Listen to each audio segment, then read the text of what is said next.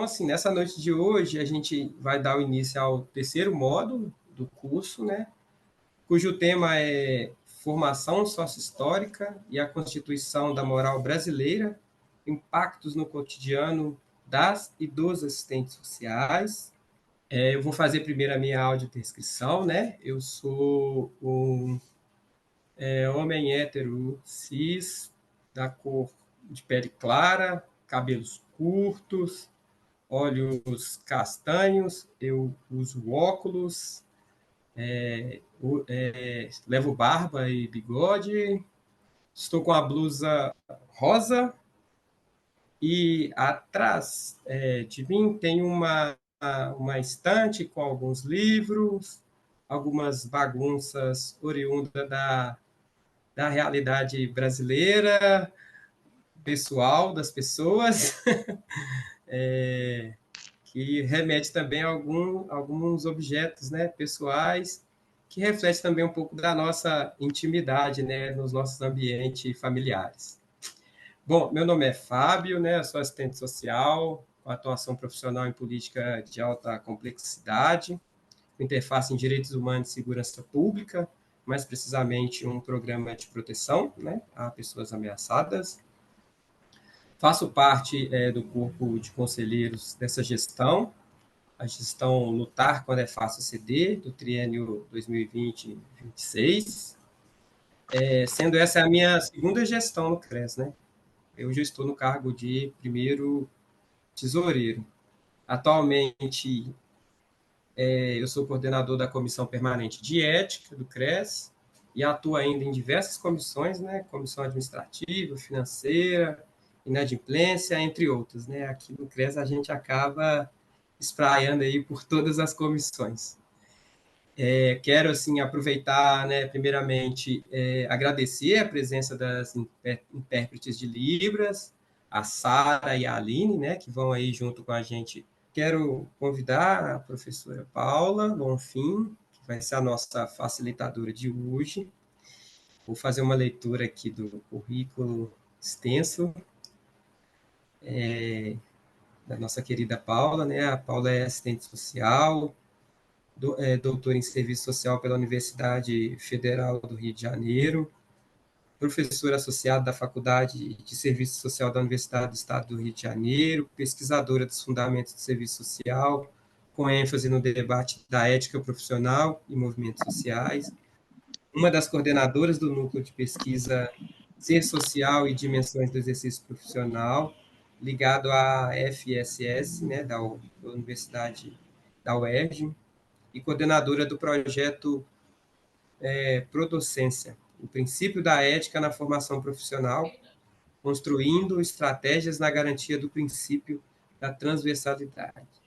Coordena projetos de extensão, questão social em foco e serviço social e movimentos sociais, e atuação, né, do MPA na favela da Mangueira, autora do livro A Cultura do Voluntariado no Brasil, pela editora Cortez, e Conservadorismo, Moral e Serviço Social, pela Lumens Juris.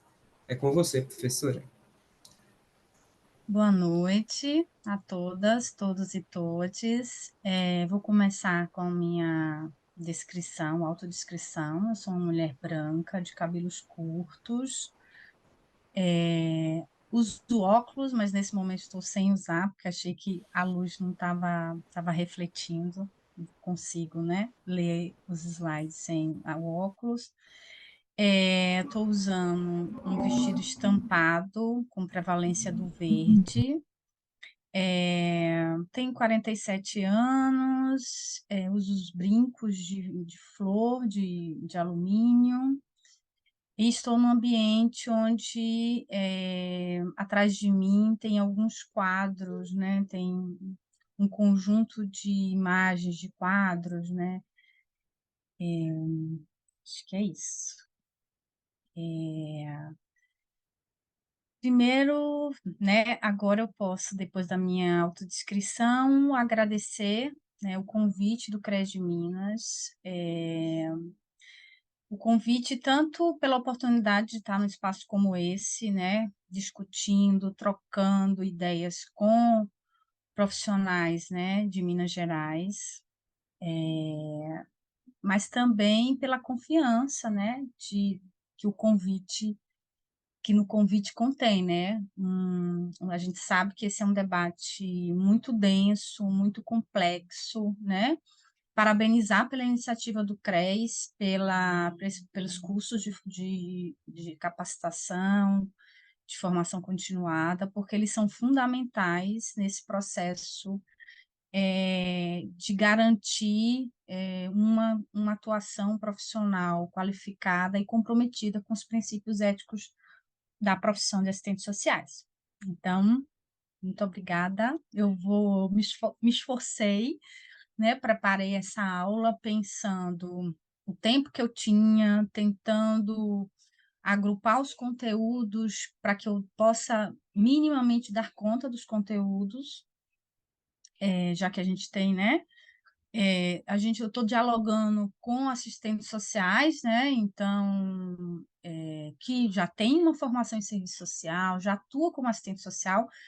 Então, muito do conteúdo que eu vou trazer aqui, vocês já viram, já discutiram, já debateram, claro, de diferentes formas, com abordagens, né, diferentes, com didáticas, com metodologias, mas entendo que a maioria de vocês já viu esse conteúdo, né? Então, a gente vai fazer um debate. Eu construí esse slide para dar um direcionamento, porque eu sou uma professora que fala muito, sou geminiana, então eu falo muito, e se eu não colocar limites, né, eu acabo me perdendo, e aí eu não dou conta de tudo. Então, os slides são mais para eu me nortear e para eu me disciplinar, tem a função aqui de disciplina, tá? Então, eu vou começar, e quando faltar 10 minutos, você me avisa para eu poder finalizar, tá bom, Fábio? Então, gente, Pode deixar. Tá bom, o vou te... debate da, tá bom. O debate da ética, ele é um debate muito complexo. Cada dia que passa, né? Tem 10 anos que eu terminei, não, 11 anos que eu terminei o doutorado, né? Que eu terminei minha tese de doutorado, onde me debrucei sobre o debate da ética profissional. Desde 2005 eu sou docente e leciono a disciplina de ética, então venho acumulando há algum tempo. E esse não é um debate simples, né? Esse é um debate complexo. Esse é um debate que exige da gente um processo de reflexão permanente, contínua, né? Na medida em que a gente precisa se perguntar cotidianamente, no exercício profissional, quais são as implicações éticas do meu fazer profissional, né? E isso não é fácil, porque a gente precisa considerar várias coisas. E a minha tese de doutorado, ela vai abordar, eu vou tentar fazer um caminho para pensar a construção da moralidade brasileira a partir da ontologia marxiana, né, de eu tentar mapear que valores são esses e em que medida esses valores influenciam, né, estão presentes nas instituições nas quais a gente atua, mas também em que medida eles influenciam o cotidiano profissional. Então, vejam, nós, assistentes sociais, ainda que tenhamos, né, um código de ética pautado, pautados em princípios, né, progressistas, críticos, que pensam e que defendem uma realidade social e uma sociedade, né, uma construção de uma sociedade sem exploração, sem dominação de qualquer tipo, não é fácil viabilizar tais princípios numa sociedade como a nossa, numa sociedade capitalista, numa sociedade que constrói valores cotidianamente que vão na contramão desses princípios. Então, por aí vocês já imaginam o desafio, né? Imaginam que vocês estão inseridos em espaços socioinstitucionais e o desafio não é pequeno, né? E aí a gente se pergunta, como garantir esses princípios diante de tanta desvalores, né? De tanta banalização da violência, da miséria, aumento das expressões da questão social. Então, eu acho que todas essas questões são dilemas que nos atravessam. Então, deixa eu ver aqui como é que eu vou passar.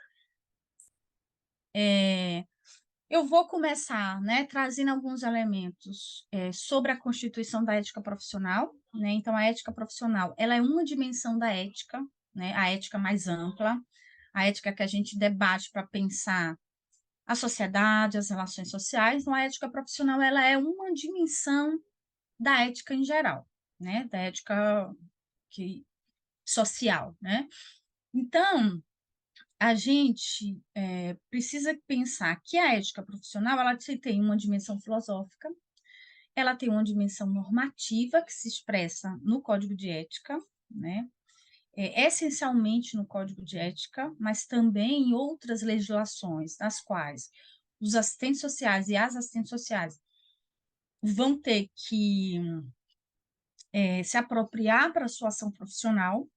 Tem uma dimensão política e tem uma moral prática. O que é que isso significa? O que a gente chama também de ethos profissional, de modo de ser da profissão, né? De como, no cotidiano profissional, nós somos identificadas, né? Tanto pelas usuárias e usuários, como pelos colegas de trabalho, pelas nossas chefias. Então, como a gente molda, né? Uma identidade profissional. Então, a dimensão Ana, olha filosófica, aqui. basicamente, elas são as Boa. orientações filosóficas e teórico-metodológicas que servem de base para as concepções éticas profissionais. Então, Com elas se ela, expressam nos valores, nos princípios, na concepção de ser humano e de sociedade. Então, vejam, não existe nenhuma profissão que constrói um código de ética onde esses elementos não estejam implícitos, né? Toda profissão, se a gente se dispuser a analisar, né, os códigos de ética das profissões que são, né, regidas por um código de ética, que geralmente são as profissões liberais, a gente vai conseguir identificar qual é a orientação, quais são, o que é que move, qual é a concepção de sociedade, qual é a concepção de ser humano, né? É um ser humano que é pautado na natureza biológica ou ele é um ser humano social, natural e social? Então, a perspectiva filosófica nos ajuda a pensar os princípios que a gente vai defender nas relações sociais e na construção da sociedade que a gente quer, ok? Então, por isso que eu sempre, quando eu vou ter conversas, diálogos, rodas de conversas, aulas, eu digo que a gente não tem uma única compreensão filosófica a respeito da ética profissional. A gente tem, ou a respeito da ética, a gente tem, por exemplo, uma ética, várias formulações éticas. A gente tem uma ética cristã, a gente tem uma ética burguesa, a gente tem uma ética, enfim, a gente pode pensar que várias formulações éticas que elas não têm as mesmas concepções filosóficas. Eu estou trabalhando com uma perspectiva ética específica, né, que é aquela pautada na ontologia social marxiana. O que é que significa? Significa, resumidamente, a gente vai ver isso mais na frente, de que pensar valores, pensar moral, pensar costumes, hábitos, relações sociais,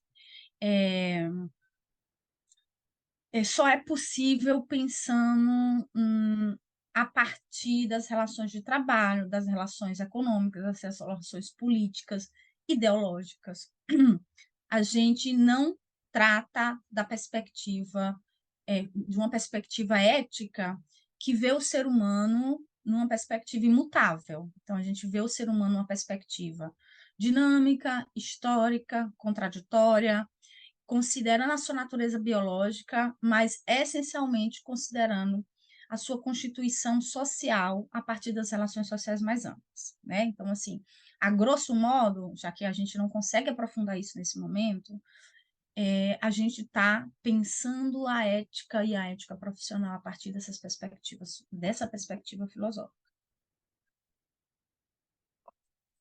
Claro que a gente bebe, né, bebe entre aspas, de outras perspectivas que foram fundamentais, né, numa perspectiva plural, de algumas formulações filosóficas que contribuem também para a ontologia social marxista, né? Então a gente pode, né, não existe nenhuma barreira, dialogar com filósofos de diferentes perspectivas teóricas que colaborem, né, que não entrem em contradição com a perspectiva mais central que a gente adota. A gente tem uma dimensão normativa que se objetiva, né, que tem uma codificação de suas normas em um código moral, que é o nosso código de ética, e é importante pensar também que nenhuma profissão pode garantir a legitimação de sua ética somente, né, a partir do seu código. Então, uma outra observação importante é que o código de ética ele é uma diretriz, né? Ele tem essa dimensão de orientação, mas ele não é suficiente a gente entender, compreender, ler, não é suficiente para garantir a sua objetividade. A gente vai precisar de outros elementos. Então, por isso que eu costumo discutir com os pares, com os estudantes, de que entender o código de ética é fundamental, mas é preciso haver uma aceitação subjetiva dos princípios normativos. É preciso que a gente tenha uma consciência crítica desses princípios, né? Isso é fundamental. E é preciso também não só essa consciência crítica, mas também ter o desafio de objetivá-los no cotidiano profissional. Então, vejam que é um caminho complexo, né? Então, a gente precisa dar conta da dimensão filosófica, entender o código de ética, a gente precisa entender ele na sua essência, introjetar subjetivamente numa perspectiva da consciência social, mas, sobretudo, criar estratégias para conseguir, né, implementá-lo ou objetivá-lo no exercício profissional. Então, não é um caminho fácil. A gente tem uma dimensão política, né, a ética profissional exige a participação ativa de sujeitos coletivos, né? Esses são protagonistas de escolhas e posicionamentos de valor, né? Então, essa dimensão política ela é fundamental porque muitos obstáculos para a efetivação dos princípios éticos eles vão existir no cotidiano profissional, já que nós, individualmente, né, a gente não vai conseguir, a gente vai se deparar, e vocês que estão me escutando, né, me vendo, me ouvindo, vocês que estão no exercício profissional sabem do que eu estou falando, então a gente pode aderir conscientemente esses princípios, mas não, muitas vezes individualmente a gente não consegue efetivá-los cotidianamente. Então,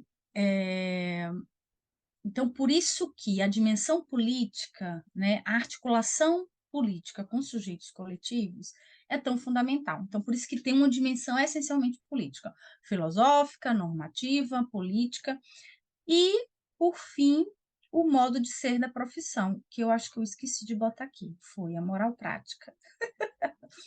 Mas eu vou falar sobre ela, eu esqueci de colocar no slide, mas eu vou falar sobre ela, que eu já sinalizei, né? A moral prática, o que a gente também chama de ethos profissional, o modo de ser profissional, é como a gente vai criando a identidade da nossa profissão, né? Então, se historicamente, né, nós fomos identificadas como as moças boazinhas, essa identidade ela perpassa valores, né? Então, talvez ainda a gente seja identificada como essas moças boazinhas, mas hoje a gente também é identificado, né, a partir de uma pesquisa da tese de doutorado da Fátima Ortiz. Ela fez uma tese sobre a identidade, né, sobre a imagem da profissão, que é como a gente vai, as respostas que nós vamos dando, né, as demandas que nos chegam, essas respostas, elas são atravessadas de valores, e esses valores vão construindo uma imagem profissional. Então, por exemplo, ela vai dizer, a Fátima, que hoje existe uma construção de uma imagem onde assistentes sociais são identificados como profissionais que tentam viabilizar direitos sociais, né? Mas eu acho que algumas instituições a gente também é identificado como profissionais coercitivos, né? Então, vejam, a gente vai, dependendo da área, a gente vai construindo uma imagem da profissão que está pautada em valores que são gerados a partir da nossa ação profissional. Então, isso é o que se chamaria moral prática da profissão.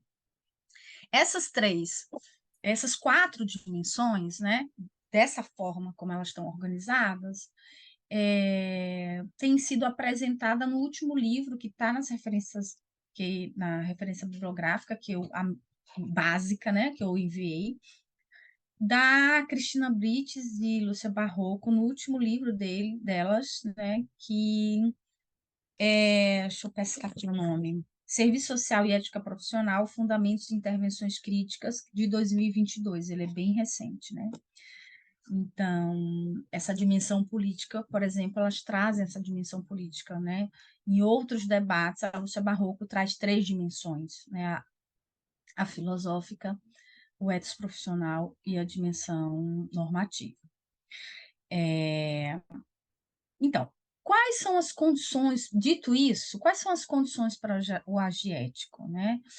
A gente precisa fazer uma reflexão crítica dos valores dominantes, e eu vou falar um pouquinho sobre esses valores mais na frente. Uma autocrítica permanente na desconstrução de valores e enfrentar as formas de alienação, né? As alienações, elas se apresentam de muitas formas.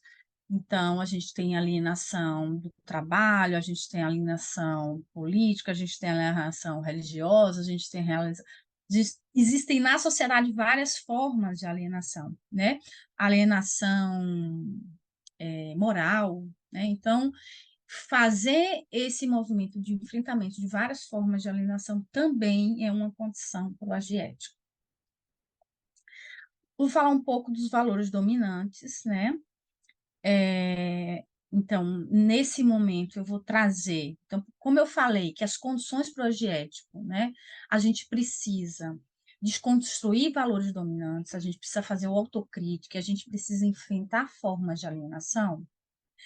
Eu vou trazer rapidamente elementos da nossa formação sociohistórica para que a gente possa tentar identificar, não uma perspectiva de discutir história do Brasil com vocês, né?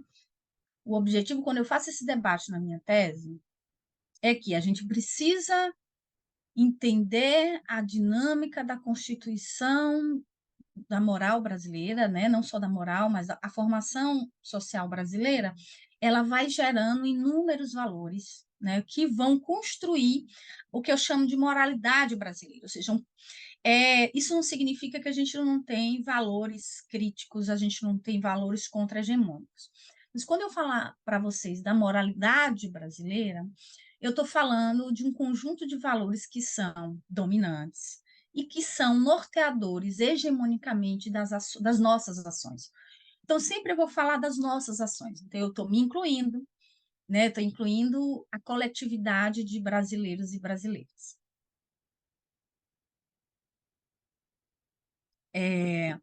Então, eu trouxe esse item e eu gosto muito, não gosto gosto no sentido da reflexão, que esse quadro que muitas e muitos de vocês devem conhecer, que se chama Redenção de Kant, que é um quadro de Modesto Brocos, que vai discutir a chegada dos imigrantes no Brasil, que vai discutir, né, esse processo que se dá, né,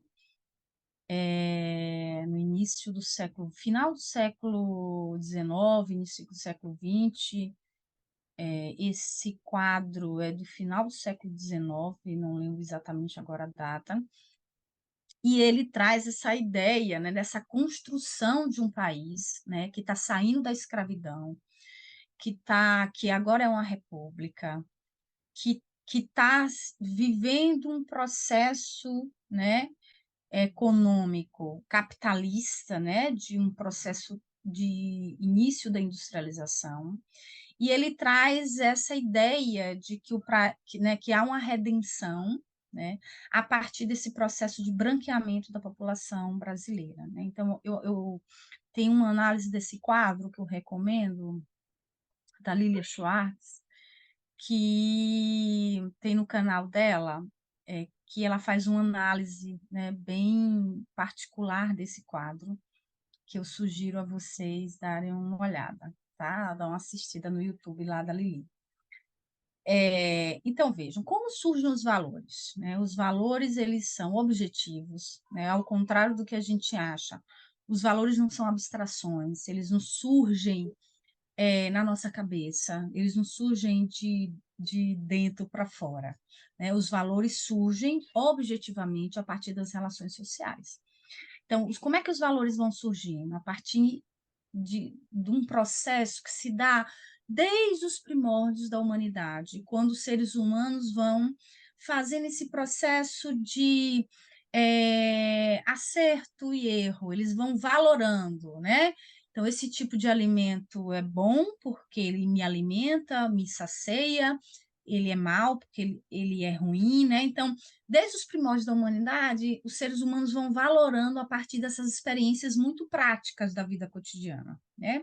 E a partir que essas relações vão se tornando mais complexas, a gente vai... esses valores também vão se tornando mais complexos.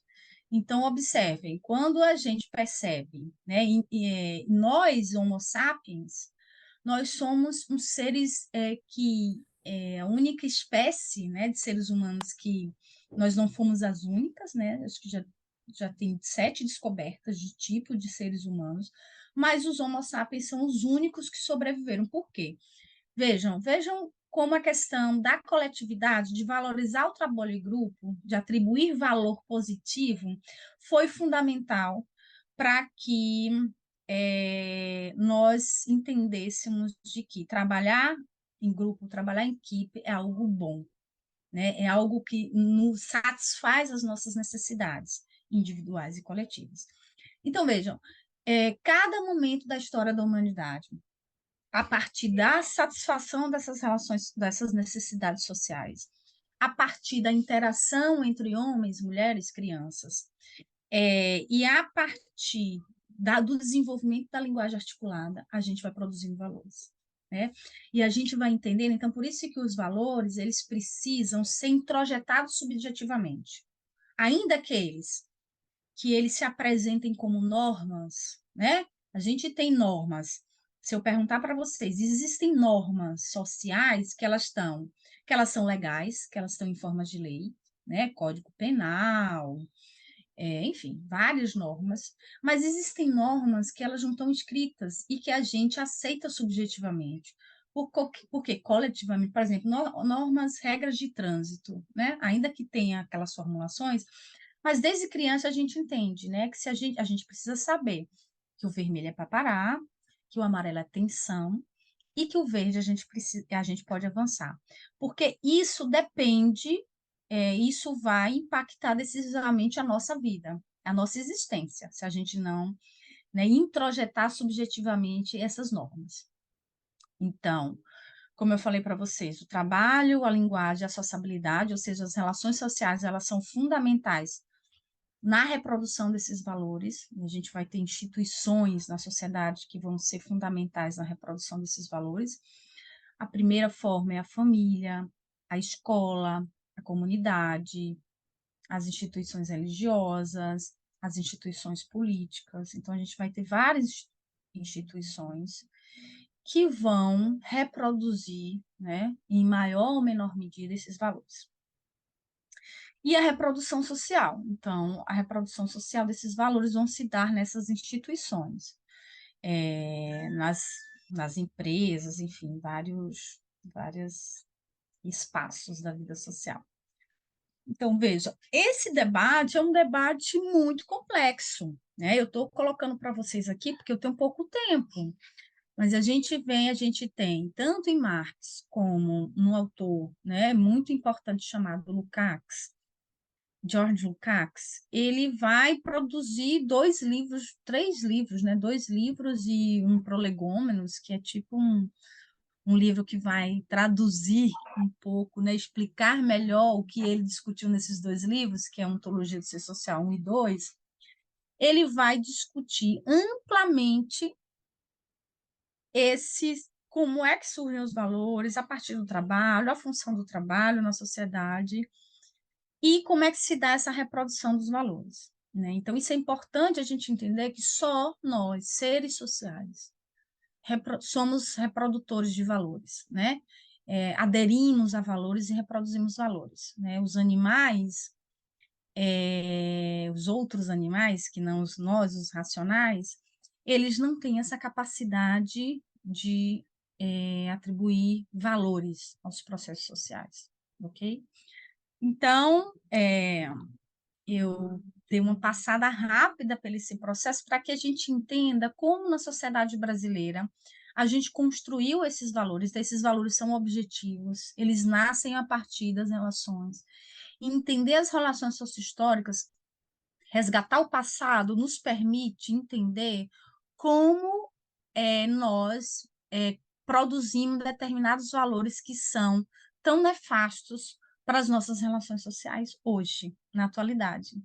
Então, entender esse processo de constituição desses valores, de determinados momentos a gente rompe com os valores, mas a gente mantém outros valores na atualidade que acabam sendo funcionais, né, às relações sociais mais amplas, né? Então, ainda que os valores, né, eles tenham por objetivo estabelecer regras de convivência, em determinados momentos do desenvolvimento da humanidade, os valores começam a ser funcionais às formas de dominação. Então, eu diria de forma muito simplificada que os valores, né, eles surgem para atender necessidades coletivas, né, para que a gente possa viver em sociedade minimamente com um regramento, né, que a gente não possa viver, a gente não consegue viver numa lógica onde as pessoas vivam individualmente, né?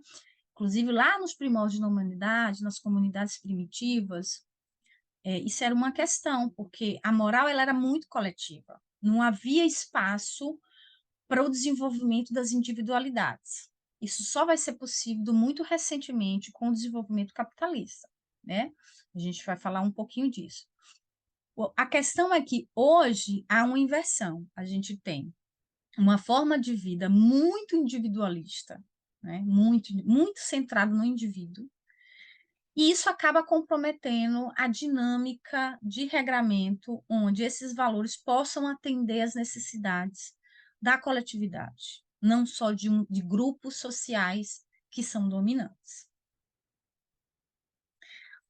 Então, essencialmente, se eu falei para vocês que os valores são objetivos, né, que eles se dão a partir de como homens e mulheres se organizam em sociedade para poder viver em sociedade, se a gente pensar, claro que a gente pode fazer uma análise disso ao longo da história da humanidade, mas não é o caso aqui. A gente vive numa sociedade capitalista, periférica, com elementos muito particulares da nossa formação, mas um país, né, de economia capitalista, né? Então, a gente precisa entender como é que os valores surgem, se desenvolvem e qual é a funcionalidade dele nesse tipo de sociedade.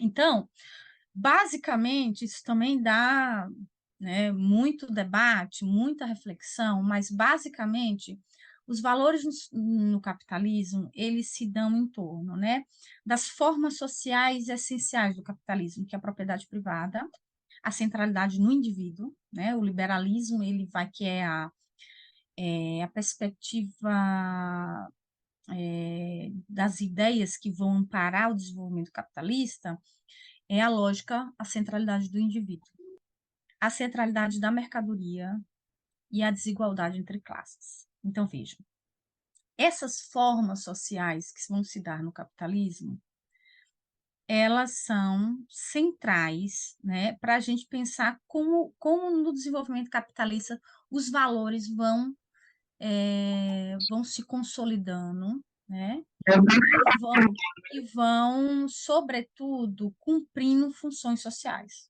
Então, não por acaso que se a gente pensar, se eu perguntar para vocês aí, pensem um valor que a gente reproduz muito comumente nessa sociedade, a competição, né? O individualismo,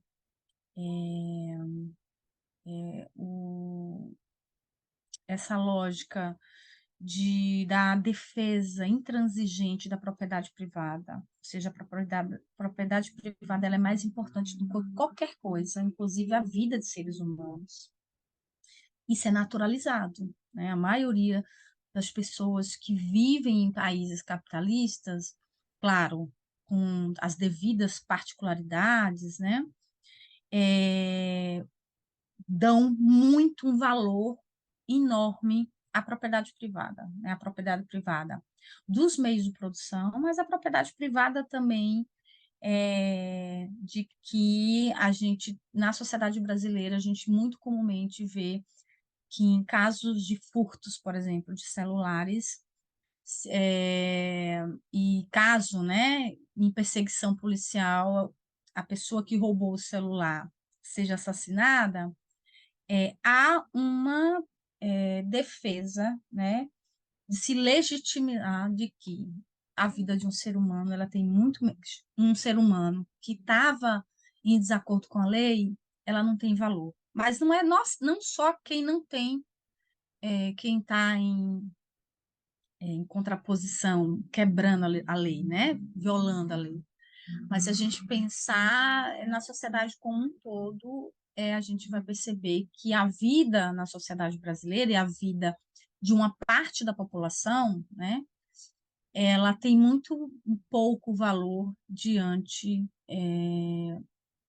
dos objetos materiais. Então, assim, além da defesa da propriedade privada, do ponto de vista dos meios de produção, que eu acho que tem uma diferença entre as duas coisas, a posse, o consumismo, isso vai perpassar todos os âmbitos da vida social, inclusive as nossas relações mais íntimas, né?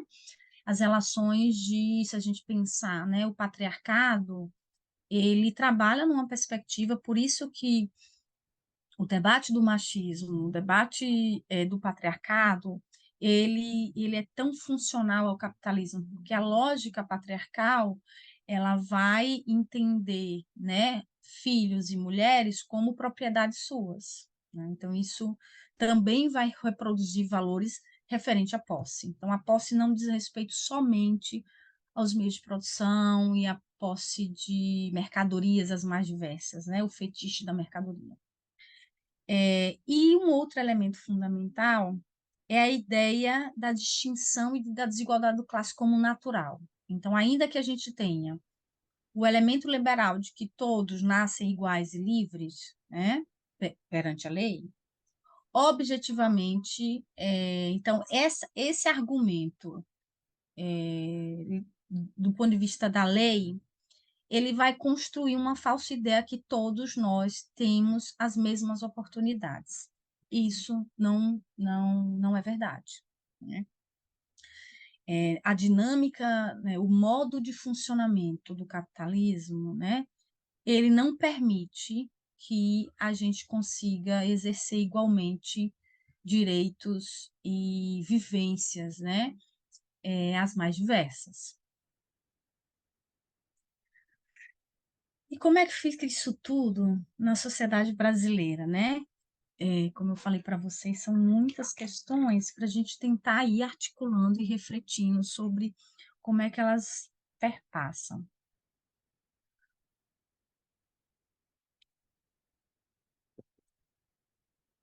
E aí eu começo essa parte com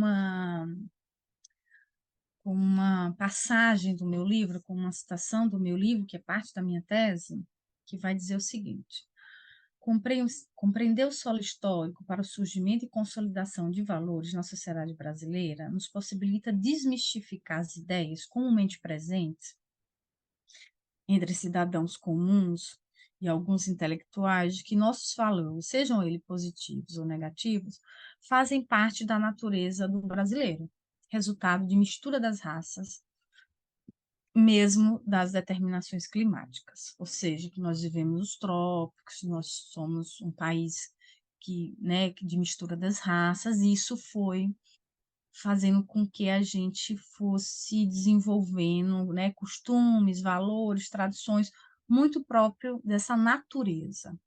Então, vejam, desde já estou falando para vocês que eu não estou trabalhando numa perspectiva da natureza, né, que nós nos constituímos a partir de uma natureza biológica e a partir da nossa influência climática, né? Claro que a gente tem elementos que nos particularizam por conta, né, de nós estarmos nos trópicos, mas isso é residual, isso é marginal, isso não é o que nos determina, né? Pelo menos na compreensão na perspectiva teórica na qual eu tô pautada. Então, qual é a dinâmica da emergência de valores na sociedade brasileira, né? Então, pensar como é que se dá essas rupturas e continuidades. Então, a gente não pode esquecer do processo de colonização, do processo da escravatura e da Revolução Burguesa Brasileira. Então, a gente tem esses três elementos que dariam muitas análises também, para a gente pensar como é que se dá esse movimento, para a gente pensar, por exemplo, se a gente for analisar mais na frente o serviço social, por que que nós somos um país tão autoritário? Isso é uma afirmação que eu estou falando, né? A gente é um país que a gente reproduz o autoritarismo em vários espaços da nossa vida, no trabalho, na família, nas relações com os filhos, nas relações com as nossas relações amorosas, enfim.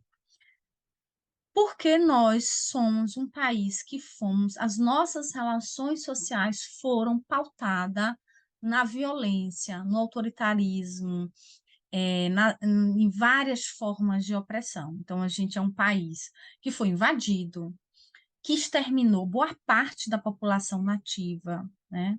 Que escravizou indígenas e populações, povos africanos, né? Que acometeu formas as mais atrozes de violência, né? Que viveu mais de 300 anos sob um modo de produção, né? Uma forma de produzir mercadorias para atender o mercado externo, baseado na mão de obra escrava. Isso não é pouco, né? Então, eu diria que o autoritarismo ele é constitutivo das nossas relações sociais. Entender isso é fundamental para que a gente possa identificar como o autoritarismo se expressa no cotidiano profissional. Se a gente não consegue fazer esse movimento, que é difícil, que é complexo, que exige da gente, né, um movimento, né, de leitura, de cultura, de acesso à cultura, de assistir filmes, de assistir peças, de ouvir música, podcast, enfim, de entender como essa sociedade, né, entender cada vez mais, porque, inclusive, a nossa história, como nós fomos sociabilizados na escola, por exemplo, o que a gente aprendeu na escola, é muito pouco, né, diante do que foi o processo de colonização e de escravização. A gente sabe muito pouco da história do país. E o que a gente sabe, na sua grande maioria, são formulações muito parciais da realidade, porque na sua maioria são histórias, são pesquisas, são produções acadêmicas feitas por homens e brancos e da elite brasileira. na sua maioria, que quem tinha acesso à educação em boa parte, né, da história do Brasil. Então, isso é fundamental. Então, eu diria que a gente precisa, cotidianamente, estar se amparando em novos autores que estão, né, investigando outras a história que a gente não conhece, né? A história que a gente não vê. E nesse sentido, eu ouvi, eu fiquei muito impactada e assim muito feliz em poder ouvir esse podcast. Eu vou indicar para vocês aqui algumas ou alguns de vocês já devem ter ouvido, que se chama Projeto Quirino, né, que está no Spotify. É um podcast sensacional, onde ele vai fazer muito desse movimento, né, do que foi o ontem e de como o ontem se reproduz no hoje, né? É um projeto fantástico, sensacional, que eu recomendo muitíssimo, assim, trabalho com os estudantes e sempre que eu posso recomendar, eu faço isso. E a Revolução Burguesa brasileira, a gente tem características muito particulares que também vão nos atribuir características singulares, né? A gente não viveu processos de revoluções burguesas clássicas, né, como foi na Inglaterra, na França, né? A gente tem uma particularidade nesse processo que vai fazer com que a gente permaneça nessa relação de país subdesenvolvido historicamente, né? Então, é subdesenvolvido entre aspas, a gente não usa esse termo, mas a gente sempre esteve nesse processo de estar numa posição subalterna em relação, né, aos países imperialistas industrializados, né, aos países europeus, Estados Unidos. Então a gente tem uma particularidade, a gente nunca conseguiu romper, fazer revoluções que mexessem nas estruturas desse país. Então, se a gente analisar a história do Brasil, a gente vai ver que sempre, né, que o poder estava em risco pelas mobilizações, pelas lutas, né, da população brasileira, do povo brasileiro, houve um processo de cooptação, né? Então se fazia algumas reformas. Então foi assim no processo de independência, foi assim no processo de proclamação da República, de abolição, né, da escravatura. A gente nunca viveu processos verdadeiramente transformadores da estrutura social do Brasil. E, além disso, a gente tem o elemento de que continuamos, né, desde 1500 até os dias atuais, num processo de fornecer matéria-prima para o resto do mundo. A gente, ainda que sejamos um país industrializado, a gente é um país industrializado da periferia, né? E isso não. A grande riqueza produzida pelo país se dá a partir, né, da extração de recursos naturais, da produção de alimentos, né, de monoculturas com destruição da natureza e é, e a gente fica sempre nesse processo de se tornar a fazenda do mundo, né? E com pouca valorização, né, do trabalho, né, pouca remuneração para os trabalhadores, poucos direitos, enfim. A gente só consegue se inserir, né, na relação com os países industrializados, né, reproduzindo essa lógica. Desumanização gerada pela escravidão e a peculiaridade do desenvolvimento desigual e combinado, né? Então, também é um debate que a gente precisa fazer, porque se construiu a ideia de que a gente só não alcança o desenvolvimento porque nós somos, por exemplo, e aí vem as teorias eugenistas, as teorias preconceituosas com relação a nós, né? Que nós somos povos do trópico, que nós somos preguiçosos, que nós somos um povo de mistura da raça, que misturou indígenas, africanos, né, preguiçosos, pessoas arredias, né, tem toda uma formulação preconceituosa, no sentido de dizer a gente só não se torna um país desenvolvido porque a gente é naturalmente assim. Na verdade, isso é uma grande mentira, né?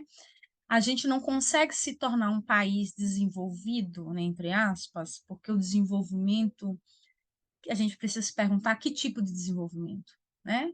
Desenvolvimento é o quê? Ter um produto interno bruto, um grande produto interno bruto, mas com as pessoas passando fome, com a gente destruindo todos os recursos naturais, o que é desenvolvimento? Então, eu gosto muito também de um autor, do Ailton Krenak, que ele vai trazer esse debate sobre o desenvolvimento, né? Sobre quais são os valores que estão em torno do que é desenvolvido e o que não é desenvolvido, né?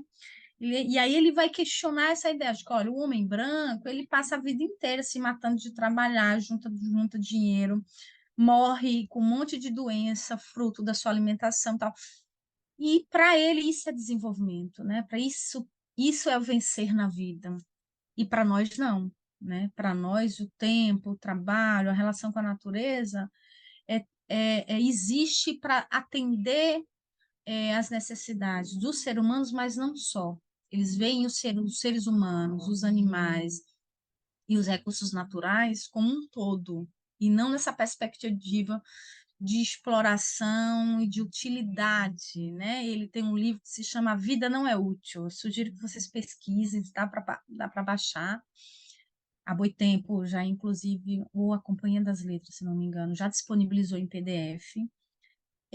E esse livro é fantástico, né? Ele publicou durante a pandemia e eu gosto muito desse título, né? A vida não é útil, né? No sentido de que a vida não pode ser movida por uma utilidade para atender as necessidades da produção de riqueza, né? Produção de riqueza não no sentido para atender as demandas do ser humano, mas para acúmulo, né? Acúmulo de riqueza. Então, só existem países desenvolvidos porque existem países subdesenvolvidos. Então, por isso que o Francisco de Oliveira vai trabalhar muito bem com essa perspectiva do desenvolvimento desigual combinado, né? Ou seja, uns conseguem avançar no desenvolvimento porque outros precisam se manter numa lógica de exploração, de dominação, de mega exploração dos trabalhadores. Se a gente pensar hoje, por exemplo, a produção tecnológica da China, dos Estados Unidos, né? O desenvolvimento tecnológico, ele só é possível a partir da exploração de minérios, né? Na África, né? No Brasil também, em vários países da América Latina, e esses trabalhadores que vão tirar da natureza o recurso fundamental para a tecnologia, destruindo a natureza, ganham miseravelmente, né? Sofrem acidentes de trabalho, trabalham de forma precarizada, para que os países ditos desenvolvidos possam desenvolver tecnologia. Então, se a gente precisa pensar no desenvolvimento do capitalismo numa relação desigual e combinada, ok? Acho que isso é um elemento fundamental.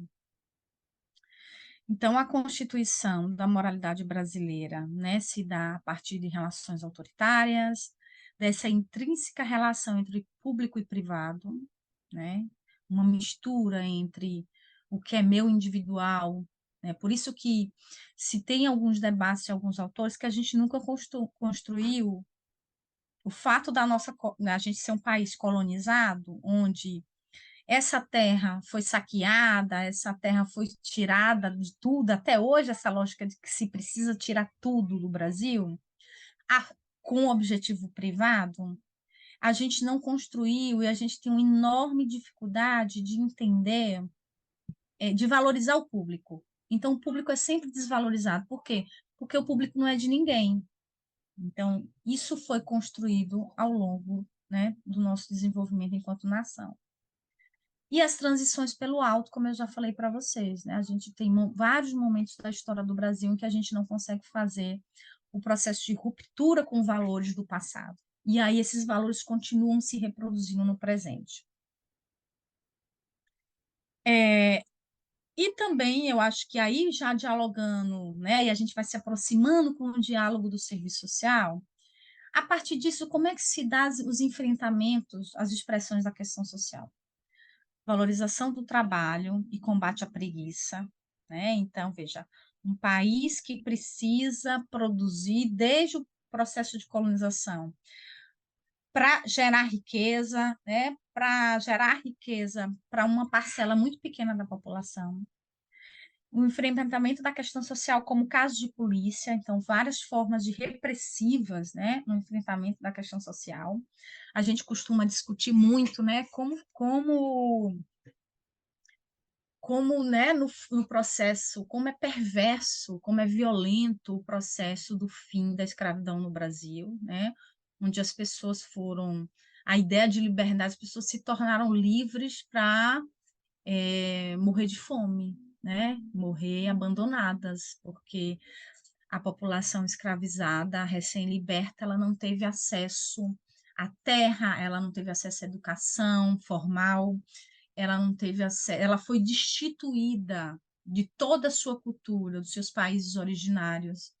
Então, é essa população que vai vivenciar várias expressões da questão social no início do século XX, né, final do século XIX, início do século XX, e é essa população, né, que vai ser, né, lembrem que existia a lei da vadiagem, então essa população sai das terras, né? Elas vão atrás de emprego nas grandes cidades, elas não têm uma formação que vai atender ao processo de industrialização, então essas pessoas desde sempre estão na informalidade, né? Então a população negra, né? Ela sempre esteve na informalidade, então não é algo que é exclusividade da atualidade. Ela sempre teve se virando em processos, num trabalho informal.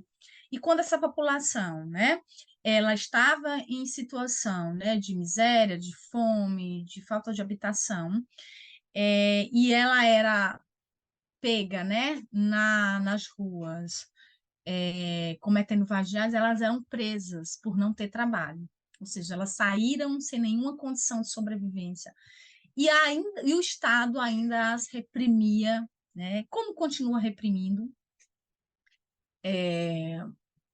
por conta da sua condição de não trabalho, né? Então, essa dinâmica do trabalho, da valorização do trabalho, do combate, isso tem uma relação direta com essa transição do feudalismo para o capitalismo. O capitalismo precisa nos convencer, né, que o trabalho enobrece o homem, que o trabalho é que nos fortifica, que é o trabalho que nos torna útil, né? Ele precisa nos convencer de que o trabalho é a coisa mais importante da nossa vida. E é esse tipo de trabalho, o trabalho que gera lucro, né? O trabalho que gera mais-valia. Não é o trabalho numa perspectiva criadora, porque o trabalho é também criação, né? É também satisfação das nossas necessidades e das necessidades coletivas.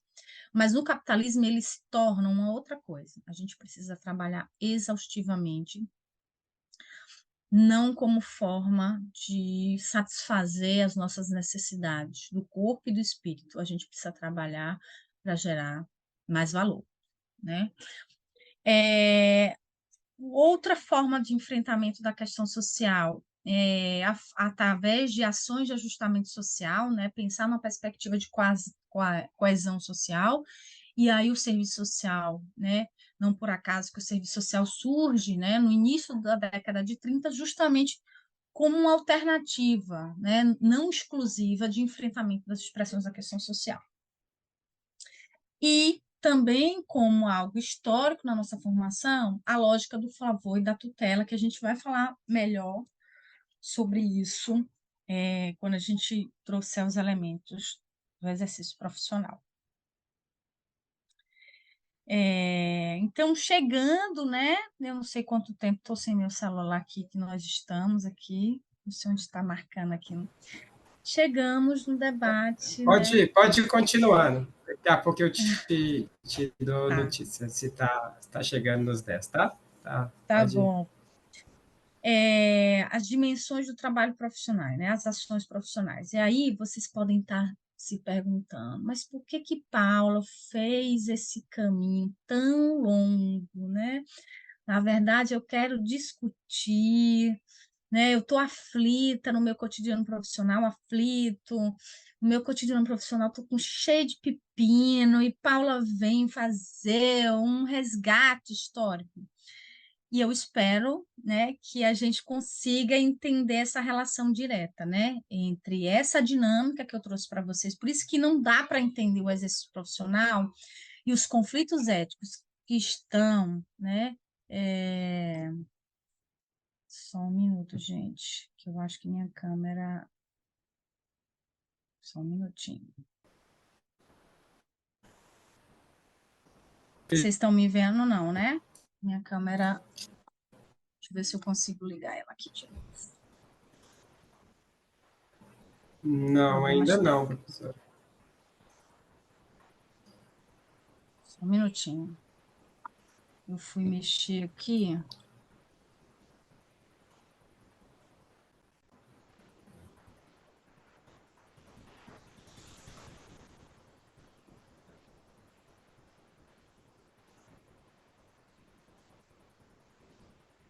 Nada. Acho que agora vai. Ai, não posso mexer. Oi, gente, problemas técnicos. Voltamos. Vejam, então, é impossível que a gente lide com esses conflitos éticos no cotidiano profissional sem considerar esses outros elementos que eu trouxe aqui. Porque senão a gente não consegue entender a essência dos nossos problemas. Os nossos problemas ficam superficiais, pulando ali no cotidiano profissional, e a gente fica desesperado sem saber como atingir, como é que a gente enfrenta essas questões, né? Então, a ética profissional, acho que a primeira coisa que a gente precisa entender, considerando os elementos que eu trouxe até aqui, é a seguinte: a ética profissional, ela ultrapassa a intencionalidade individual dos agentes.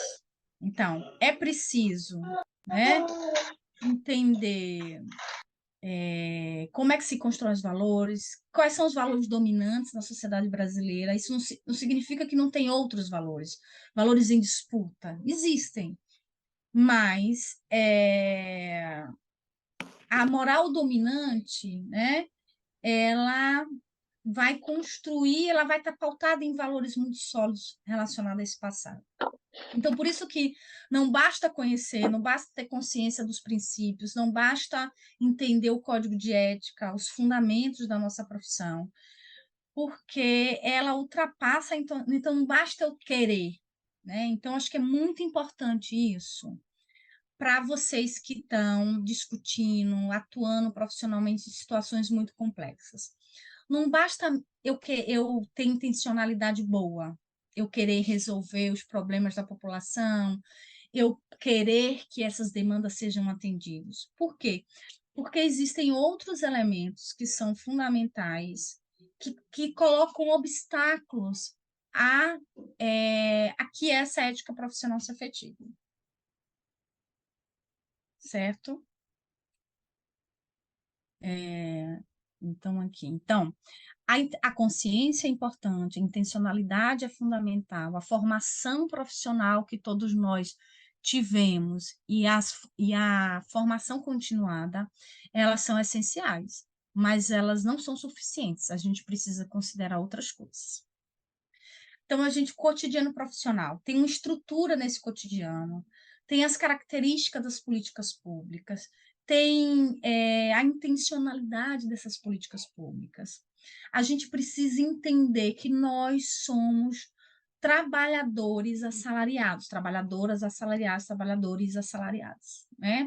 Então, tem um elemento aí da venda da nossa força de trabalho, tem a alienação do trabalho, tem o fato de que a gente vende a nossa força de trabalho e a gente está subordinado às regras institucionais. Tem as condições objetivas da reprodução social, né, da dinâmica das relações da economia, da política, da cultura. Tem mecanismos de alienação e tem fenômenos ideológicos. Então, é fundamental que a gente entenda que, porque isso é importante a gente entender, que a ética profissional, ela pode ser objetivada no cotidiano profissional? Pode. É possível, né? Com todas as contradições que a gente vive. Mas, em alguns momentos, a gente individualmente consegue, né, que esses princípios estejam presentes na nossa atuação profissional, em outros momentos a gente não consegue por conta desses elementos que eu trouxe aqui. Né? Então, é fundamental a gente entender isso para a gente não cair naqueles dois extremos que a Marilda Yamamoto fala tanto, que é o messianismo, ou seja, que nós podemos tudo, porque somos profissionais, que tentamos garantir direitos, que estamos comprometidos, né? Então a gente tem superpoderes, né? Então por isso que ela chama messiânico, salvadoras e salvadores da pátria, né? Ou então a gente cair num outro extremo, que é o mais comum na atualidade, que é o fatalismo, que é não posso fazer nada, jogo a toalha, vou viver reproduzindo esses valores como tem, essa avalanche é maior do que eu, não vou lutar, vou ficar quietinha aqui, vou fazer o que a instituição quer e sinto muito, né? E é isso que dá. Então, eu acho que a gente precisa. Então, quando a gente discute a ética profissional, a gente não isenta, né, a responsabilidade ética dos sujeitos profissionais. Mas, ao mesmo tempo, considerar todos esses elementos que eu trouxe até aqui é fundamental para a gente não cair nesses extremismos e para a gente também não se viver um processo de autoflagelo, de se culpar, de achar que nós somos profissionais horríveis, que nós não temos competência, de que basta a gente querer. Né? Inclusive, essa é uma lógica de também trabalhar com os usuários e usuárias, não trabalhar essa ideia mentirosa com os usuários e usuárias de que eles vão, basta eles ter, que é essa ideia do liberalismo na meritocracia. Basta você querer, basta você se esforçar, basta você correr atrás, que as coisas vão se resolver. Então, essa é uma construção, um fenômeno ideológico muito forte que a gente pode desenvolver, né? Tanto na nossa relação, né, enquanto assistente social, mas também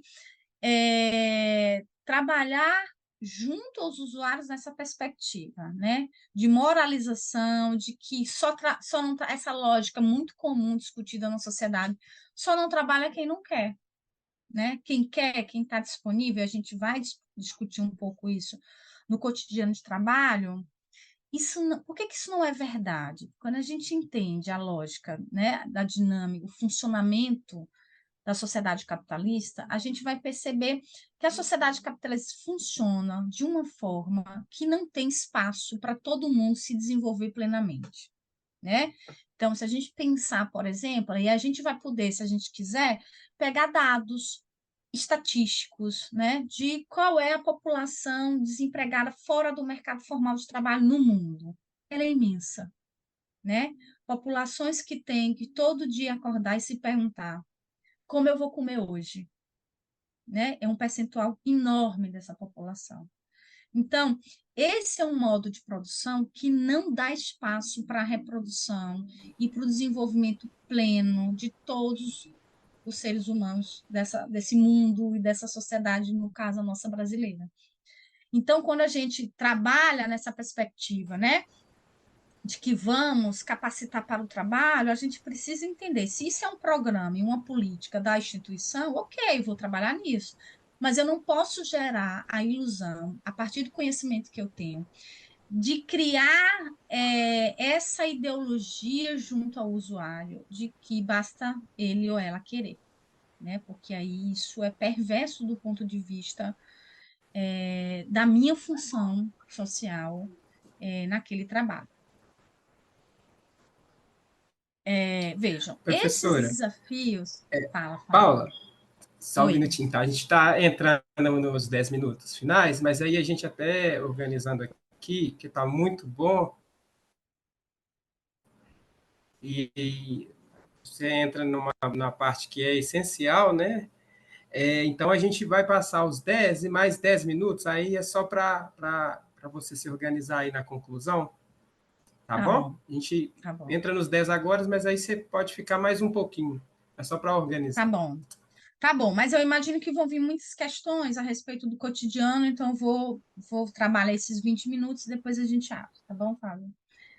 Então, esses desafios que eu falei para vocês não eliminam o caráter alternativo das escolhas dos indivíduos. Acho que isso é uma coisa importante também. Ou seja, o que é que significa isso? Existem relações sociais contraditórias, desiguais, alienadas. Nós somos trabalhadores e trabalhadoras que precisa vender sua força de trabalho, que precisa se vincular hoje com as formas mais aviltantes de trabalho. A gente tem formas de trabalho, né? As melhores formas de vínculo trabalhistas, né, estão no serviço público, mas que é uma minoria, né? A gente tem trabalho temporário, hoje as assistentes sociais trabalham como PJ, trabalham terceirizados e terceirizadas, então a gente essas relações, inclusive, esse é um debate de que, a depender das relações, né, trabalhistas que a gente desenvolve, a gente vai ter maior ou menor autonomia, né, e as escolhas e as alternativas vão ser mais possíveis ou menos possíveis, ok? Então, mas isso não nos isenta da responsabilidade ética. Né? A gente precisa pensar a ação ética a partir desses elementos, mas isso não nos exime da nossa responsabilidade ética. Claro que a gente pode dizer, olha, essas situações eu não consigo resolver elas individualmente, eu preciso me articular coletivamente para que a gente possa enfrentar, né? Que a gente possa não compactuar com políticas de determinadas instituições, como, por exemplo, os manicômios, né? Como, por exemplo, as instituições que não são manicômios, mas que também trabalham numa perspectiva muito opressora, que são as comunidades terapêuticas, que dialogam um pouco com os manicômios. Então, vejam, se eu sou, né, assistente social de instituições, né, privativas de liberdade, que são altamente violadoras de direitos e que individualmente, através da política pública, eu não consigo atender às demandas dos usuários e usuárias, eu preciso, aí olha a dimensão política aparecendo, olha a dimensão política que está lá na frente. Eu preciso estar junto com outros sujeitos políticos no movimento antimanicomial, nas lutas por uma saúde pelo SUS, pela reforma sanitária. Então, esse processo, veja, então, eu não sei se vocês estão conseguindo entender. Ainda que eu não consiga individualmente resolver, porque eu sou uma trabalhadora assalariada, porque eu preciso seguir as normas institucionais, eu posso criar outras alternativas a partir da minha vinculação política com vários sujeitos sociais que estão envolvidos nesses processos. Então, Brits e Barrocos, né, vão discutir sobre uma das exigências éticas para o exercício profissional é o rigoroso trato teórico da totalidade social e da particularidade da realidade brasileira como condição para a formulação dessas respostas. Um pouco isso, né, que eu fiz, esse caminho longo que eu fiz, a gente precisa fazer esse movimento, né? A gente precisa entender porque quem são, né? Quem são os indivíduos que estão, por exemplo, nas comunidades terapeutas? São as pessoas que estão vivenciando, que, né, fazem uso abusivo e prejudicial de drogas lícitas e ilícitas. É a população negra, é a população pobre. Eu preciso entender isso, porque se eu não entendo esses elementos que eu trouxe para vocês, eu vou tender a achar, né, que essas pessoas fazem uso abusivo de drogas, né, de substâncias psicoativas, porque elas são pessoas moralmente inadequadas, são imorais, são não querem nada com a vida, né? Não valorizam sua vida, que é tão preciosa diante de Deus, né? Então, se eu não consigo entender, né, que a pobreza, né, ela é altamente adoecedora do ponto de vista mental, né, eu vou patologizar as populações pobres, negras e periféricas. Estão conseguindo entender, acompanhar o raciocínio? Né? Então, vejam, é só esse movimento de entender as bases, né? Os fundamentos, a natureza desses valores, que nos possibilita chegar numa atuação profissional e ver aquela realidade daquele e daquela cidadã, né, que chega ali destituído de todo tipo de direito de violação e reconhecê-las, prestem atenção, reconhecê-las na sua humanidade. Porque, vejam, eu falei para vocês que o processo de escravidão, ele desumanizou as pessoas, ele hierarquizou as pessoas, né? Pessoas brancas, descendentes de europeias, tinham mais valor, né? As pessoas que escravizadas não eram considerados seres humanos, não eram considerados pela Igreja Católica como pessoas que tinham alma. Vocês conseguem entender o impacto disso na nossa formação?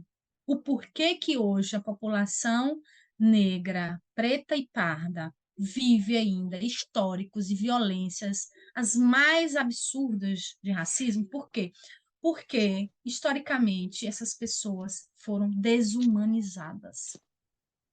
E vejam, e aí eu vou tocar mais na frente num elemento que é sobre, ainda que a gente veja essas pessoas como seres humanos, que já é um grande avanço, às vezes o serviço social as vê como ser humano, e que ótimo, mas estabelece uma relação tutelar com esse usuário ou usuária, ou seja, a gente vai discutir isso melhor.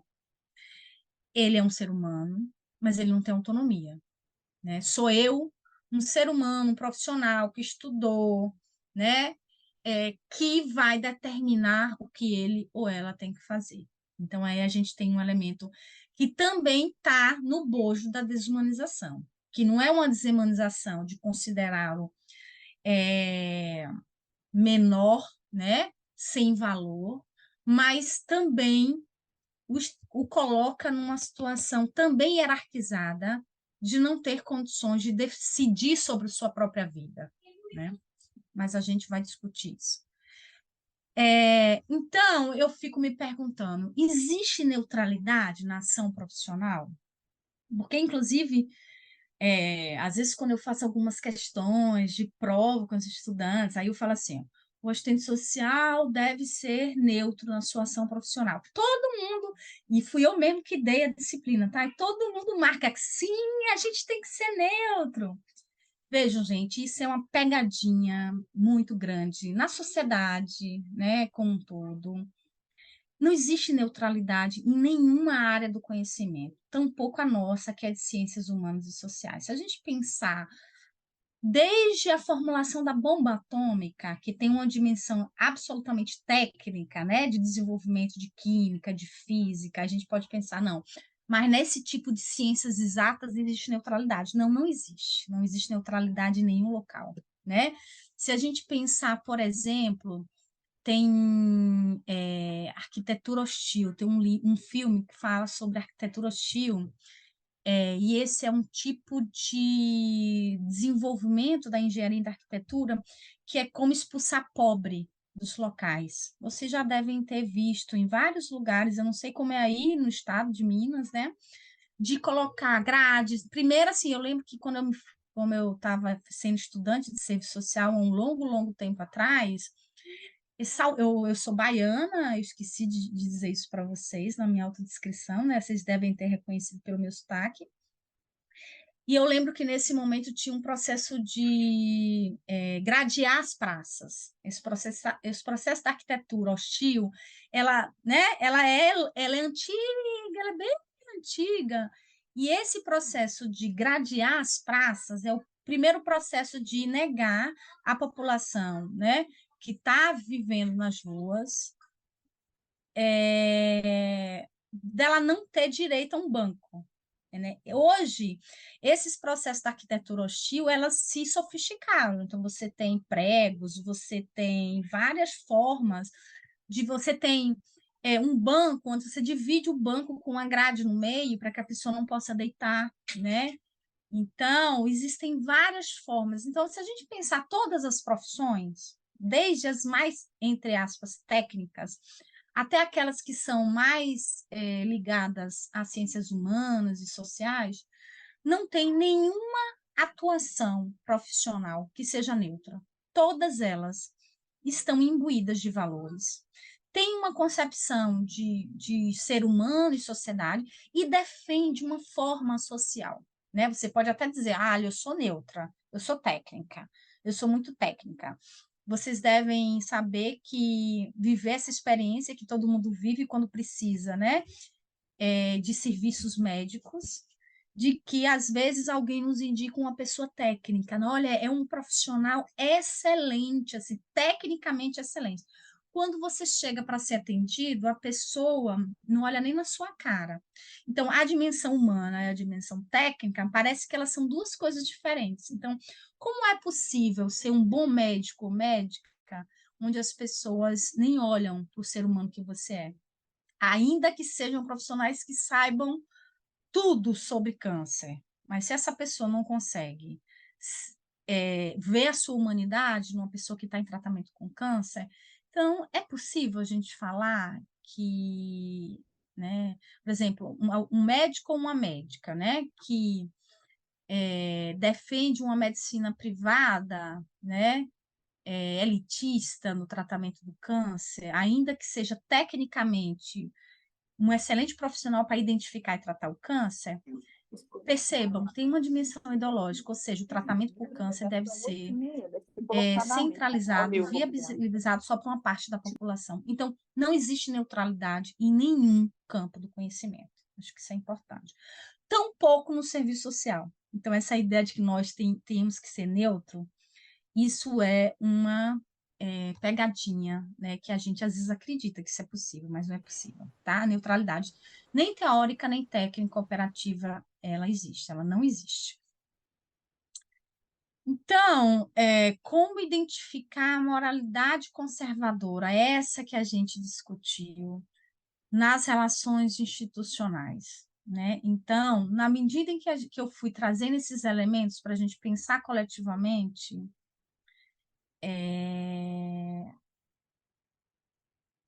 eu imagino que vocês devem ter refletido no cotidiano de trabalho de vocês, e fico me perguntando e perguntando para vocês, vocês conseguem identificar como essa moralidade conservadora, a partir dos valores que eu trouxe, né, se expressam no cotidiano de trabalho do assistente social?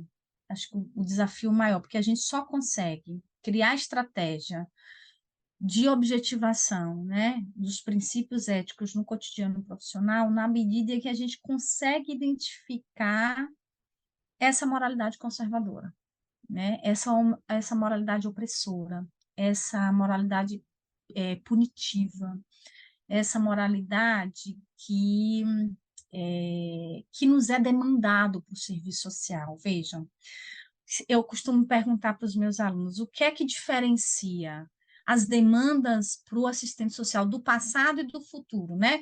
Acho que do passado e do hoje, do futuro não. Então, se a gente pensar, o que é que muda da década de 30 para 2023? Muda o tipo de respostas que a gente vai dar, que a gente vai formular. As demandas, eu diria que continuam a mesma. As demandas aos que chegam ao serviço social são demandas de coesão, tuteladoras, punitivas, de adequação, de coesão social. Não tem demanda institucional revolucionária, gente. Não tem demanda institucional que entenda que todos os seres humanos devam se desenvolver plenamente. As demandas institucionais, porque nós estamos inseridos em instituições burguesas, seja ela numa instituição pública, como a minha, que é uma universidade pública, seja ela no setor privado. Né? As suas demandas, por exemplo, quando eu formo estudantes de serviço social, o que é que a universidade quer de mim? A universidade não quer que eu forme, né, assistentes sociais críticos, propositivos, né, como diz a Maria. A universidade quer que eu forme estudantes, né, que profissionais, no caso, que atendam a demandas do mercado de trabalho. Quais são as demandas do mercado de trabalho? São essas que eu falei para vocês. As instituições burguesas, elas querem que a gente atenue as tensões que estão presentes cotidianamente na sociedade. Seja na falta de acesso à educação, na falta de acesso à saúde, na violência extrema que existe em função da forma como a gente vive nessa sociedade. Quais são outras demandas? Que a gente atenda às necessidades básicas da população para que uma grande revolução não aconteça, né? Porque na medida então a política de assistência ela tem, a gente, né, pode discutir melhor, mas uma das funções é de que a política de assistência, especialmente no Brasil, mas não só, as políticas de assistência nos países considerados desenvolvidos, bem entre aspas aí, ela tem uma função de manter os indivíduos numa condição digna, minimamente digna de vida. No Brasil, isso nunca aconteceu. A assistência social no Brasil, ela passa a ser política pública a partir de 88, vocês sabem, e ela nunca galgou um lugar robusto de política pública, né? A assistência social continua sendo o lugar da vergonha. Essa semana eu estava conversando com os estudantes. Eu estava perguntando para elas, olha, quantas de vocês aqui se orgulham em estudar numa universidade pública? Quantas de vocês se orgulham em usar o Serviço Único de Saúde, o SUS? Agora, se eu perguntar a vocês aqui, quem utiliza política de assistência, eu imagino que a maioria de vocês se utiliza, e muito provavelmente utiliza, porque estudantes de universidades públicas, né, têm renda baixíssima, né?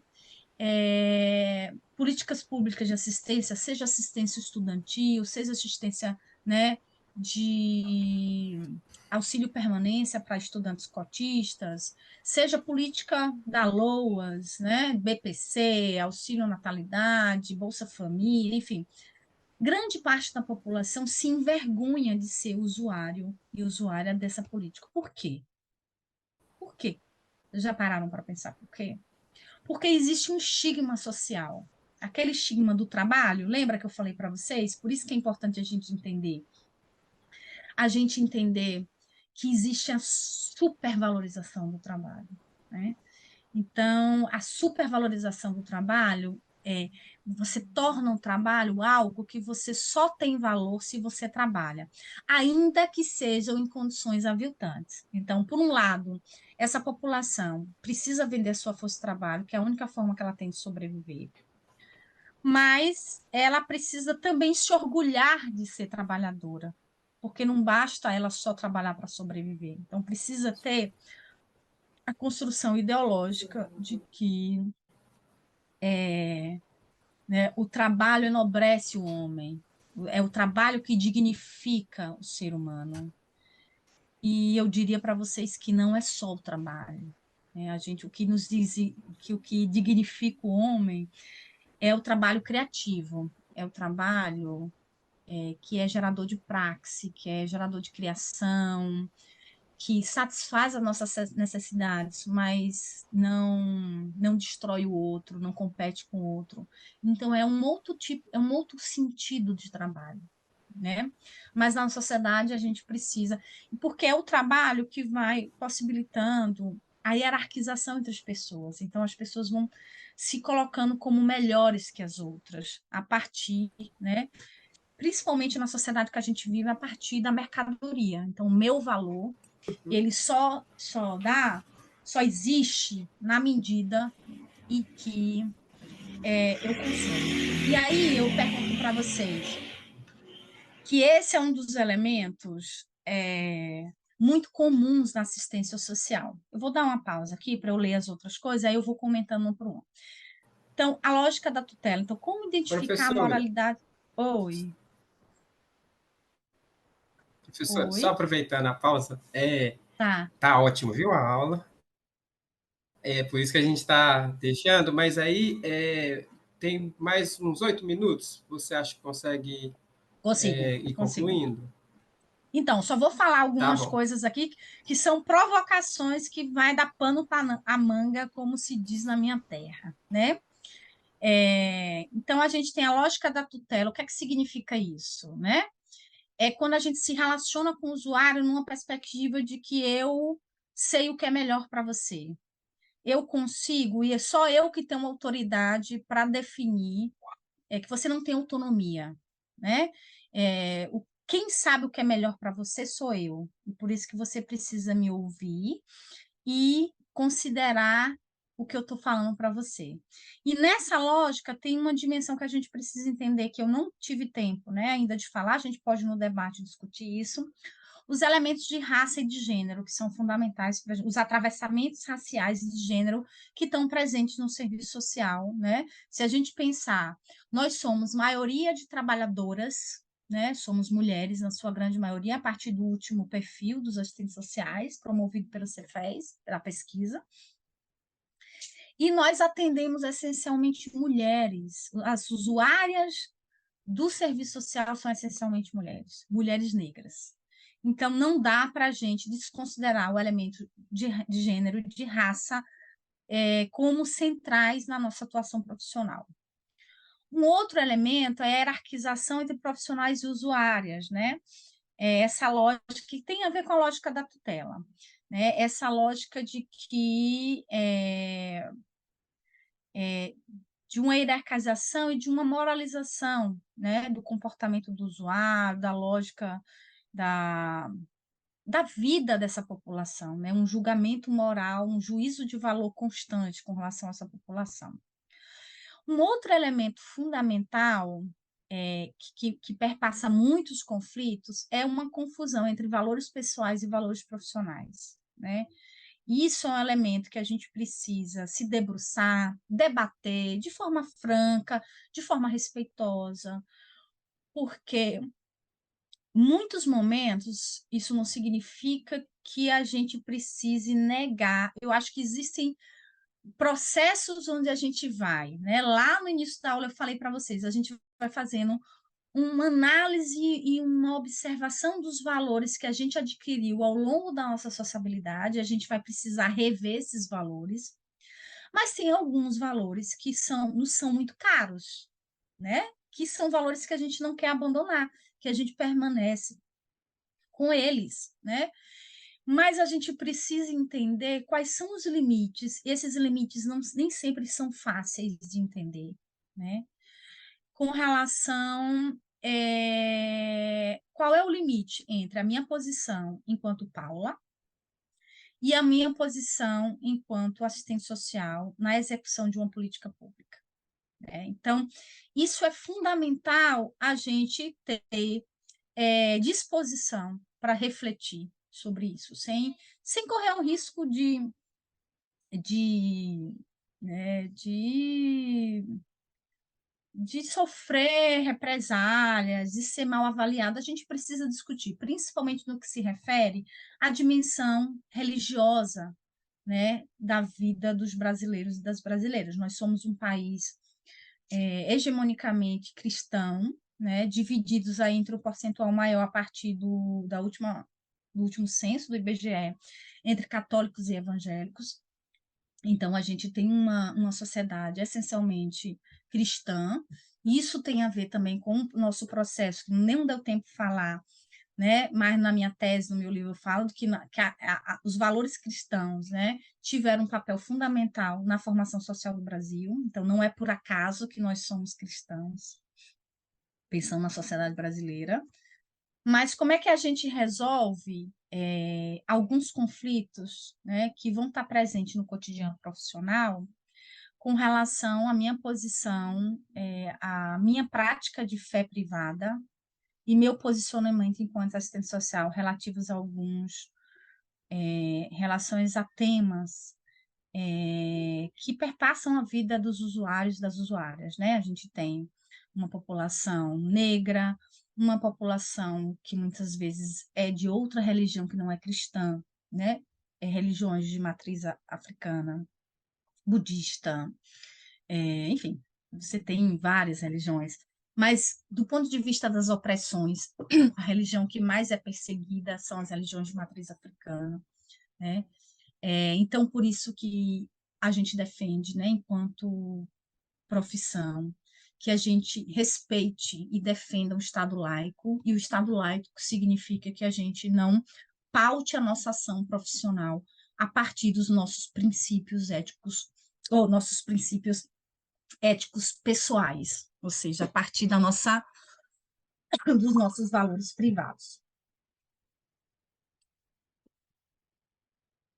E formas autoritárias, né? Como eu falei para vocês, para finalizar, e eu prometo, Fábio, que eu vou finalizar agora, que eu imagino, né, que os participantes e as participantes estejam com muitas questões, é que, como a gente vem de uma sociedade autoritária, as nossas relações também são muito autoritárias. E nem sempre a gente consegue perceber isso. E a gente só consegue se contrapor ao autoritarismo na medida em que a gente consegue identificar práticas autoritárias. Então, como eu falei para vocês, por exemplo, querer tutelar os usuários, né? Não reconhecer a autonomia deles, não reconhecer que, ainda que eles sejam analfabetos, favelados, paupérrimos. Esses são seres humanos complexos, são seres humanos que têm muitas possibilidades, que, enfim, são seres humanos ricos na sua existência. E não é porque eu estou ligada à instituição, né?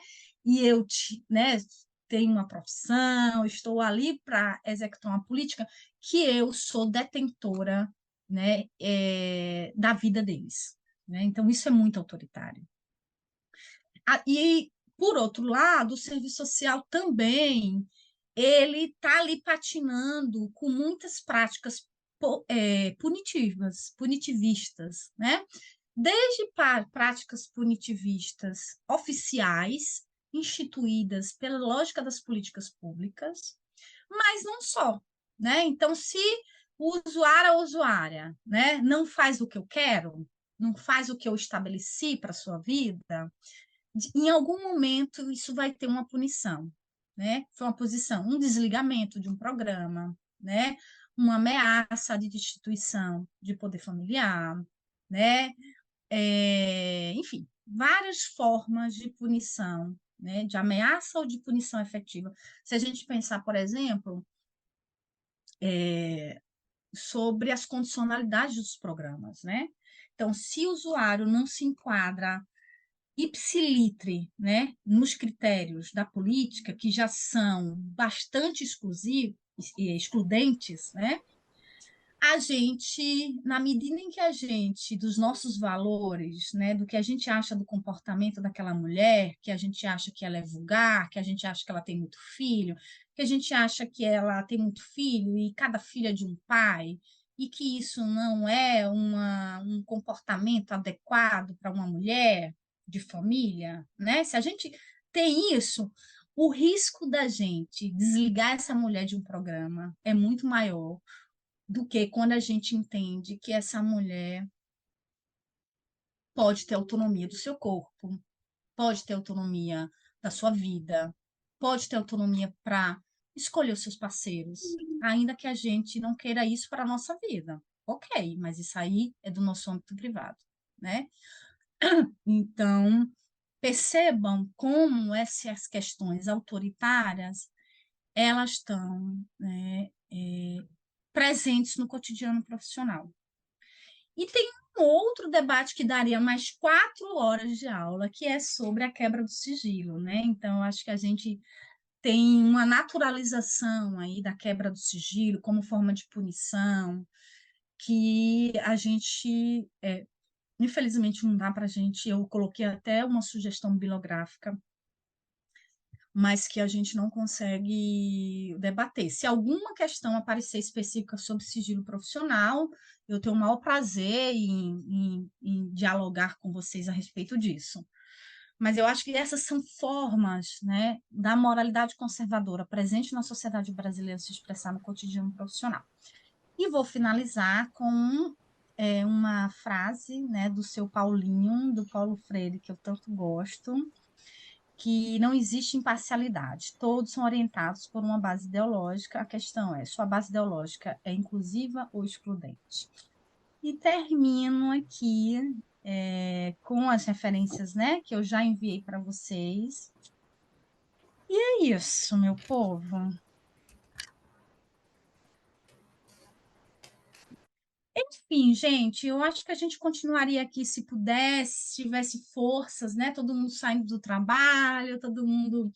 Mas eu acho que esses são momentos muito importantes, que eu gosto muito. Quero agradecer mais uma vez, porque esses espaços de troca, de debate, eles são muito enriquecedores mesmo, é de troca, assim. Eu provavelmente não trouxe nada aqui para vocês que vocês não já viram, né? Então, é mais um sentido de ver numa outra perspectiva, de problematizar aqui uma questão que a gente não viu, né? De dar algumas dicas, sugestões de leitura.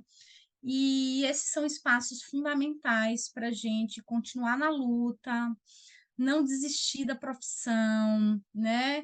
Se articular cada vez mais com pares que acreditam que é possível construir uma outra sociedade, né? Ainda que a gente vive uma sociedade tão difícil de viver, né? Eu vou terminar, né, com Ailton Krenak, quando ele diz assim, por que é mais difícil acreditar que essa sociedade não tem jeito, né, do que a gente sonhar com outro tipo de sociedade que é possível, né, considerando as relações harmônicas entre seres humanos, animais e na natureza como um todo, né? Então, vou terminar com esse querido que eu sou apaixonada e senti falta de fazer mais indicações bibliográficas hoje de mulheres, tá? Então, eu fico devendo isso para vocês. Obrigada, gente. Boa noite. Professora, nós que agradecemos, né, assim, pela disponibilidade, né, acho que um tema tão denso e foi dialogado, apresentado, assim, as reflexões de forma tão leve. Eu acho que isso facilitou muito, né, a noite de hoje. Eu acho que por isso que a gente nem viu aí o tempo passar. Então, a gente aqui agradece muito, né, eu em nome do CRES, MG, né, manifesto aqui o nosso agradecimento, né, por essa parceria, por essa noite maravilhosa que tivemos a oportunidade de ter aqui, né, de uma noite bastante reflexiva e que nos ajuda muito no nosso cotidiano do trabalho, né, haja vista as dificuldades que a gente vem enfrentando, e você bem traz aí sobre a questão, inclusive, do suicídio, né, a dor do ser humano, né, no seu dia a dia, né, entendendo aí o quanto é difícil. Então, queremos muito agradecer, assim, a sua participação.